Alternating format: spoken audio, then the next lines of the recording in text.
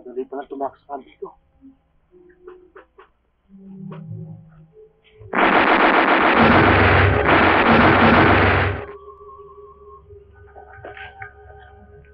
Ang mga Hapon dito ay mahihigpit at walang kasing lupit.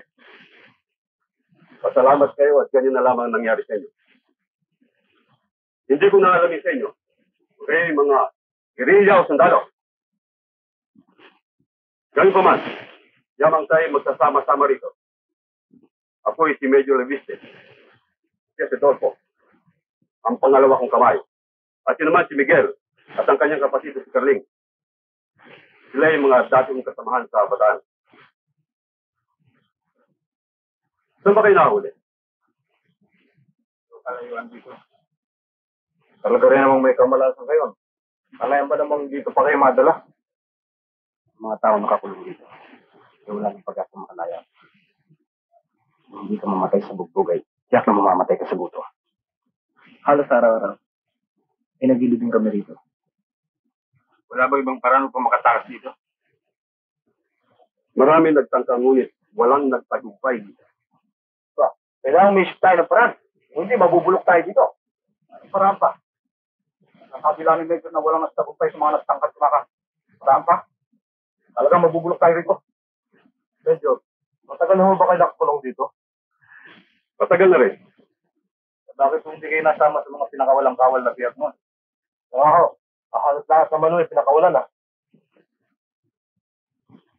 Hindi mismo ko na pumasok ang mga Hapon.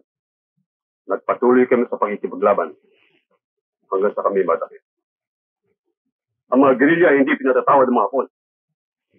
Anyway, say young guy. Hello?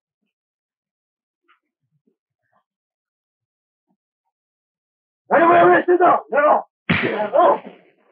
Leader, what did I want? You're still very weak. Get careful, Cobra. Nah, you. Remember that. And then another. Very out. Hold out. Come here.